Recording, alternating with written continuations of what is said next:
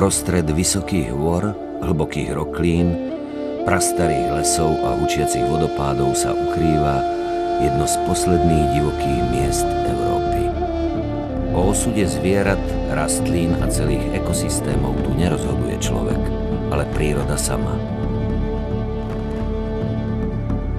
Tichá dolina so svojou menšou sestrou Kôprovou predstavujú takmer 100 km štvorcových slobodnej prírody uprostred mora civilizácie.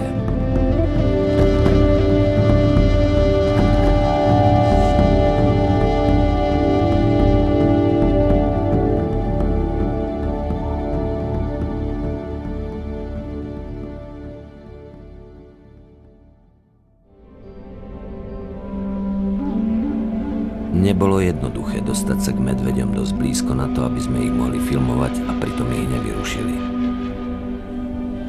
Museli sme sledovať, odkiaľ fúka vietor a dávať si pozor, aby nás nespozorovali. Keď vietor menil smer, jednoducho sme sa nepribližovali. Vyrušenie medveďa by pre nás znamenalo koniec filmovania. Zostal by v nás len zlý pocit z narušenia divokej prírody. Na dobrý záber sme preto niekedy čakali aj celé týždne. Najviac sme si vážili, keď sme mohli dlhé hodiny pozorovať medvede bez toho, aby o nás vedeli. Je to takmer zázrak, že uprostred Európy ešte stále existujú útočiská, kde smú medvedice nerušene vychovávať svoje mláďatá. Cítili sme sa, ako by sme sa preniesli tisíce kilometrov na východ k Uralu alebo stovky rokov do minulosti.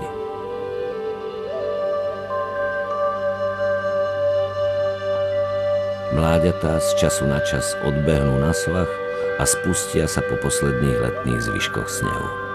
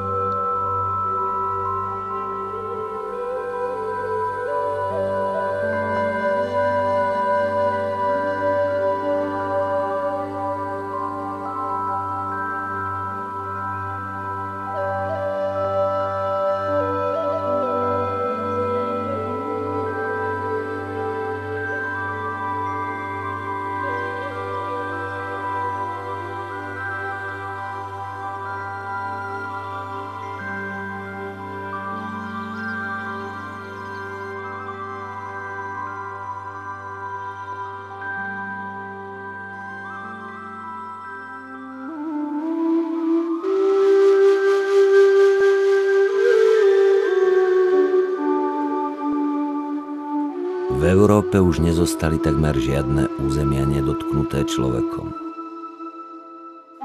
Divočina sa však vracia späť do území, odkiaľ ju kedysi vyhnal.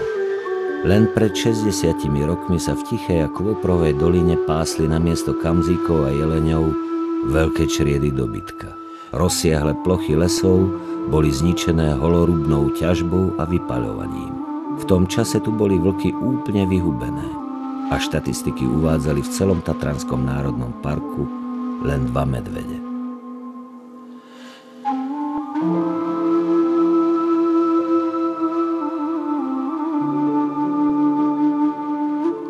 Odvtedy sa všetko zmenilo.